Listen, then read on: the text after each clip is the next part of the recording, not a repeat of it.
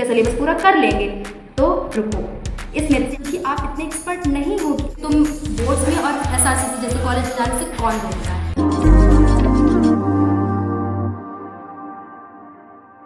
Welcome to the real 999। एक बार फिर से आपका स्वागत है मेरे इस चैनल पे एक नए टॉपिक के साथ, हाउ टू मैनेज बोर्ड्स का सीयूईटी इन वन गो।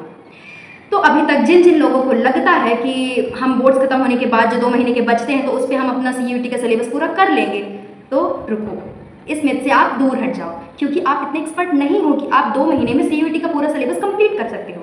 अगर आपका ड्रीम कॉलेज है एसआरसीसी, सेंट स्टीफन, बीएचयू जैसे कॉलेज में जाने का, तो गाइस बिल्कुल नहीं, रुक जाओ। अगर आपको वहाँ उस जैसे कॉलेज पे जाना है तो आपको उसके लिए प्रिपेयर होना पड़ेगा अभी से, बोर्ड्स के साथ। मैं आपको कुछ यहाँ पे टिप्स दूंगी जो कि आपको बोर्ड और सीयूईटी को एक साथ क्रैक करने में, एक साथ उसकी प्रिपरेशन करने में हेल्प करेंगे। और अगर आप मेरी टिप्स को फॉलो करोगे तो मैं कह सकती हूँ कि आप एसआरसीसी जैसे कॉलेज पे जा पाओगे और आपका बोर्ड्स भी एकदम 100% जाएगा। So let me give you some tips to follow. NCERT is the biggest weapon we have. Don't ignore NCERT. NCERT को ना 3-4 टाइम्स इन अ ईयर आप रीड कर ही डालो। डोमेन सब्जेक्ट के तो मोस्ट इंपॉर्टेंट है, क्योंकि सीयूईटी में जहाँ तक मैंने क्वेश्चन देखे हैं अभी तक, तो उस पर डायरेक्ट एनसीईआरटी की लाइन उठ करके आ जाती हैं। तो एनसीईआरटी को इग्नोर बिल्कुल मत करो। हम जैसे फ्री टाइम अपना नॉवेल्स को देते हैं तो उस टाइम हम एनसीईआरटी रीड करेंगे। उसमें जो है कीवर्ड्स, इंपॉर्टेंट पॉइंट्स हमें लग रहा है कि इससे क्वेश्चन बन के आना चाहिए, फिर क्वेश्चन लायक है ये, तो उसको आप मार्क करो, उस पर अंडरलाइन कर दो, उस पर हाईलाइटर लगा दो। फिर उसके बाद जब भी आपका फ्री टाइम मिले, मतलब जैसे आप सोने से पहले आपका 5-10 मिनट जो भी बचता है, आप जा रहे हो सोने, उसके 5-10 मिनट ही ना उनको पलटा लो। जैसे कि चैप्टर था बीएचटी का नंबर 1 मैनेजमेंट करके, तो मैंने जैसे उसको रीड किया, उस पर कीवर्ड्स, इंपॉर्टेंट पॉइंट्स दिख गए तो मैंने उसको मार्क किया। और सोने से पहले जैसे मैंने उसको 5 मिनट खोल के देखा तो मुझे एक एक चीज़ वो है ना मेरे माइंड को याद हो गया, और उसको पता है कि वो लाइन, वो टॉपिक कहाँ से रिलेटेड है, किस चैप्टर से रिलेटेड। तो फिर जब आपका सीयूईटी में जैसे क्वेश्चन आ जाएगा, बोर्ड्स में भी उठकर आ जाते हैं एनसीईआरटी से रिलेटेड, तो अगर आपको वैसा दिख जाए ना तो आपको क्लिक तो हो ही जाएगा कि किस टॉपिक से रिलेटेड और अब उसमें क्या करना है। So don't ignore NCERT, follow NCERT. Daily work on current affairs. हाँ, मुझ जैसे लोग बहुत इसे इग्नोर करते हैं, लगता है कि करंट अफेयर्स कोई पूछे ना, करंट अफेयर्स कोई एग्जाम में है, मेरा बस चलो तो एग्जाम में ही मैं बंद करवा दूँ। पर हम इसे इग्नोर नहीं कर सकते, क्योंकि सीयूईटी में तो ये ऑफकोर्स आता है। तो हमें करंट अफेयर्स ना 2 महीने में तो नहीं पढ़ने वाले हैं, हमें इसके लिए आज से वर्क करनी पड़ेगी।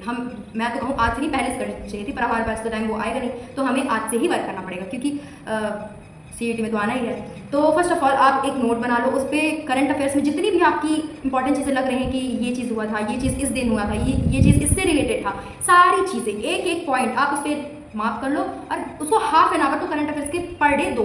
मतलब आपके सुबह के दे दो या फिर शाम में दे दो, कभी भी जब भी आपके पास फ्री टाइम लग रहा है तो आप half an hour current affairs को दे दो और उसकी जो चीज़ें हैं आप अपनी नोट्स में उतार लो, और फिर सिर्फ ऐसे करके पलटाते रहो। आपका ये नहीं कि आप दिन भर पढ़ते रहो उसे, 5 मिनट भी आप जब लिख लियो ना तो 5 मिनट में से पलटाओगे तो आपको याद रहेंगी सारी चीज़ें कि हाँ ऐसा ऐसा था। तो don't ignore current affair, follow this. Daily work on VARC। VARC is equals to verbal ability and reading comprehension. ये आपको बोर्ड्स और सीयूईटी दोनों में ही हेल्प करने वाली है, तो इसको इग्नोर मत करो। इसको हाफ एन आवर इसके लिए भी आप कहीं से निकाल लो, और जो भी आप फ़ोन चलाने में इधर टाइम दे देते हो तो इसके लिए तो आप दे ही सकते हो। तो फिर भी एक दिन में जैसे कि हाफ एन आवर इसको दो, और आप इसको जैसे प्रैक्टिस आपकी करते जाओगे ना, तो जैसे आपके एग्जाम में आरसी से रिलेटेड क्वेश्चन आ रहे हैं ना, तो आप ऐसे कर सकते हो उसको कंप्लीट ऐसे, मतलब उसको 10 मिनट लोगों को लगेंगे और तुम्हें 5 मिनट सिर्फ लगेंगे अगर आपने आज से प्रैक्टिस करना स्टार्ट की तो। Prepare proper notes of domain subject. Don't, मेरे जैसी गलती बिल्कुल मत करना कि तुमने नोट्स नहीं बना रहे हो और तुम बोल रहे हो कि हाँ हम बुक से बस पढ़ के चले जा सकते हैं। नोट्स बनाओ। मैंने ये गलती अपनी 11th में कर चुकी है कि मैंने नोट्स नहीं बनाई थी और मेरे मार्क्स उसकी वजह से कम आ गए थे। बट मैं नहीं चाहती कि मेरी जैसी गलती आप सब भी करो, क्योंकि मैंने अब प्रॉपर नोट्स बनाना स्टार्ट कर दिए हैं। तो आप भी ये गलती सुधार लो, आप भी नोट्स बनाना स्टार्ट कर दो, क्योंकि इसका मेन फंडा क्या होता है पता है आपसे, माइंड से रिलेटेड होता है। आप जैसे भी एक चैप्टर आपने पढ़ लिया है ना, उस चैप्टर की आपने लेक्चर्स देख लिया, आपने पूरी उसको समझ लिया, आपको पूरा बनता है वो चैप्टर, लेकिन आपको कॉन्फिडेंस तब आएगा जब आप उस पूरे चैप्टर के main topics, main important topics की नोट्स बना ली होंगी। आप जब इसको लिखोगे ना तो आपके माइंड को याद होने लगेगा, आपके माइंड को पता होगा कि हमें एग्जाम में कैसे करना है, तभी तो हमारी आंसर राइटिंग स्ट्रॉन्ग होगी ना, तभी हमारे एग्जाम में मार्क्स कट जाते हैं, हमें लिखते नहीं बनता है क्योंकि।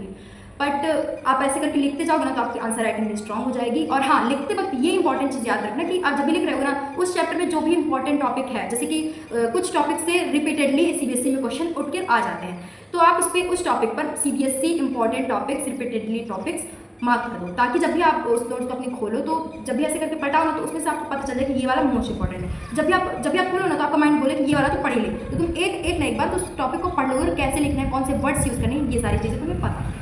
तो prepare proper notes, don't ignore it.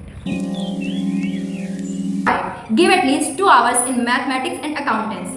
मैंने 2 आवर्स इसलिए कहा है क्योंकि ये दोनों ही सब्जेक्ट प्रैक्टिस से रिलेटेड है। अगर हम इनमें प्रैक्टिस नहीं करेंगे ना तो हमारे मार्क्स कट जाने हैं, क्योंकि ये दोनों ही जो सब्जेक्ट है ना अपने में वेटेज रखते हैं, तो हमें इनको अच्छे से इन पे सीरियस होकर काम करना पड़ेगा। तो हमें ऐसा तो बिल्कुल मत करना कि हाँ हमने एक दिन अकाउंट किए तो अगले दिन हम मैथमेटिक्स करें, फिर अगले दिन अकाउंट करें। नो, क्योंकि हमें इसे रोज फॉलो करना है, तो 2-2 घंटे इसके लिए कहीं से भी आप निकाल लो।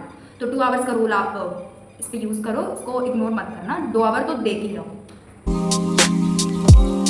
Give at least half an hour for English NCERT book. मुझ जैसे कई लोग होंगे जो कि इंग्लिश को एज अ सीरियस सब्जेक्ट नहीं लेते हैं और फिर एग्जाम के 2 या 1 दिन पहले पढ़ करके नंबर लेके आ जाते हैं।